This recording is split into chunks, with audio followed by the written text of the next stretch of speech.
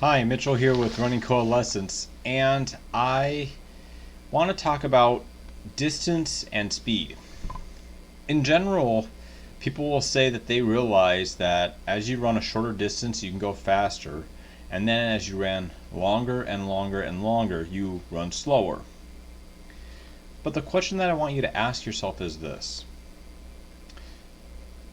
Pick a distance, let it be your 3 mile, 5 mile, 10 mile, and if it's a 3 mile, I want you to ask yourself, well, what would your 6 mile speed be?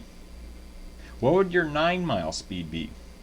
And if you go out and run for an hour for 10 miles an hour, what would your 5 mile speed be? What would your 2 mile speed be? How would you figure that out? How accurate are you at guessing where your speeds are as you change your distance?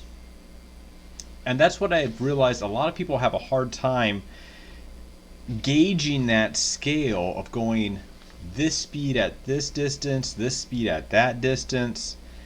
And there is a way that I've gotten around that, and it does help with training a lot. And especially when you're going to be doing different distances on different days and changing things up a bit instead of just going out and just completely guessing.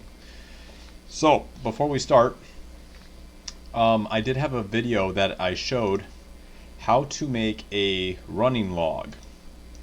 And here's a quick example, and each one of these color-coded lines is a mile. And as you can see, we have, instead of taking this thing in just putting them in on a vertical line, we've stretched them out horizontally per mile. And so we can literally go in here and go, okay, here's my 5 mile speeds, here's my 10s, here's my 15s, and everything between here, and here's more charts that we have for different reasons. If you want to learn how to make this, I have a very detailed video going over step by step how to make this and why I do and don't have other things that other charts do have. But pretty much this is a lot of data, a lot of information. Yes, I do have these ones marked where we do have a improvement in our time.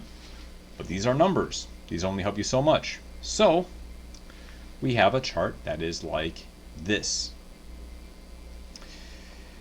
Now, the first thing that you need to know about this chart is this. What I have done here, and if you're a boy or a girl, male or female, you're going to set this up slightly differently. Okay? I have gone and looked up the world records for, you can literally go everything from the 100, 200, 400, half a mile, 1,000, 15 mile, to 5K, 10K, 5 mile, 9 mile, 13 mile, 26 mile, 50K, 50 mile, and 100 mile. All these world records are there. And those are going to change depending if you're a male or female on what those ones are going to be for the max of this chart. Now, I don't use time to gauge this scale. I use miles per hour. So you can see over here, this third one over, these are all numbers in miles per hour going by a quarter of a mile an hour. But then this center one right here, I have the time for these speeds, and then I have a 400 meter time for these speeds too. So, but the thing is, I make these blocks by miles per hour. And we're just going to look at the marathon for an example, because it's an easy one to find out here. So, here it is right here in the middle of your screen. 12.92 miles per hour. Okay? So, I wrote that down. Granted, it's at 13. But I make that one red. And I make the next 3 red. So pretty much I've gone, if you go 1 mile an hour slower than this speed, you'll be in this orange section. Now you're going to be at that 12 mile an hour mark. If you went 2 miles an hour below that speed of the world record, you'd be in this yellow section. Okay? And then the green section, and then the blue section, and the purple section. So what this allows you to do is kind of gauge where the world records are, but at the same time, you can see how these, regardless if you're doing distance or shorter distances, you can kind of see how far away you are in miles per hour from these world records. Okay? And a more important thing is, now I haven't updated this thing in a long time, this chart. I have some other ones, and I'm just going to pop over to it real quick. But this is, actually no, I'll just stay on that other one. This one hasn't been updated for a while, but again, you can see, instead of this one here, I just went over 1 mile at a box. So these ones up and down are 4 boxes equals 1 mile an hour change. But then going left to right, each one of these boxes represent 1 mile an hour. Okay. On this chart, every 4 boxes left and right equals a mile, and every 4 boxes up and down equal a mile an hour too. This is probably more closer to the chart that I would recommend if you wanted to have a more advanced version, and there's really not much reason to go beyond this. I do have one that is even in more detail, and it's a little OCD, and I think it's going a little too far even for me. But having each of these blocks being 4 for a mile and then 4 up for a mile an hour change, I think is more than accurate to get the perspective of what this chart is trying to show you. And sometimes I even have to zoom out like this sometimes just to see it more. So this may even be too big. So it may be better just to build it like this, just because then you can see the curve a little bit better. But the thing is this: as you go and you run 9 miles an hour, okay? 9 miles an hour, and you do that for 8 miles, you would fill in a block. Well, just to kind of give you an idea, we're going to start off on a place that isn't marked, okay? So let's say we went 11 miles an hour for 8 miles, okay? We would literally take all of these blocks and we would fill them up gray. Just like that, okay? Now, the thing is this: you just ran your 8 mile faster. Where should you be able to run your 12 mile at now? Let's say you were going to go do 5 miles. Where should your 5 mile be closer at? Now, this isn't perfect. Your body needs to have time to adjust. It needs to have time to strengthen. Yeah, you could have had good weather. Yeah, maybe you weren't dehydrated. Maybe the wind was at your back. Maybe you're going downhill for a majority of the run. Yeah, these variables do count. But we are now in this yellow zone for 8 miles at 11 miles an hour. It is not terribly hard to say that our body would either be able to go in this yellow zone or just short of this yellow zone in this green section for 12 miles. So we ran our 8 mile at 11 miles an hour. It wouldn't be too hard to say 12 miles at, what speed is this? 10.5, give or take. That wouldn't be a terrible thing to think is out of our bounds. Okay? Could we even possibly go 12 miles for 10.75-ish? Yeah, because just like this is the yellow range here, we could possibly hit that yellow range here. And then if we were going to do, here we go, here's a 6 mile.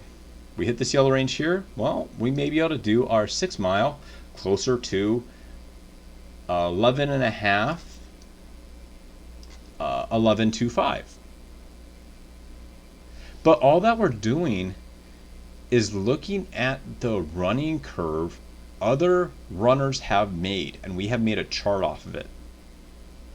This chart now allows you to more accurately go, where would I be now if I ran this? Let's say I just booked a 3 mile run really, really hard, and I ran, give or take, 12 miles an hour. Well, then you'd be able to turn around and go, well, I should be able to run my 10 mile at 10:75-ish. And it's like, that's not terribly hard. That should be something that you'd be able to do, give or take. A good high school, if you're one of the best runners in your high school team, doing a sub 18 minute 5K in cross country. Okay, so you did 11 miles an hour for roughly 3 miles. You're just barely at the very bottom of this green section. Well, what would you do for your hour? You would go find your hour. That would be actually right about here. So 10 miles an hour for 10 miles. Or no. 10 miles, 9.75 miles an hour. And all we're doing is just following this curve. So these two charts,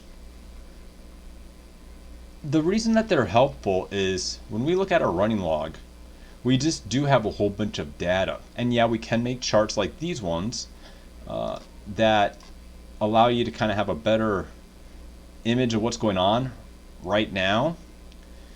But this chart is really the other chart that we showed you on the other side. Except these ones we can put in notes, we can put in messages to ourselves, we can put in records, we can put in what we did year to year in here. So we can kind of have like a little log within a log. And whenever we run these faster, just keep in mind, it's like, oh, I ran my 3 mile faster. Well, you would fill in those blocks right there. It's a different way to kind of look at the data and analyze it. And just as you go farther in distances and speed, you just fill in more blocks, fill in more blocks, fill in more blocks. So it's not a huge thing, but it is just one of those little tricks that kind of help you just look at the data more.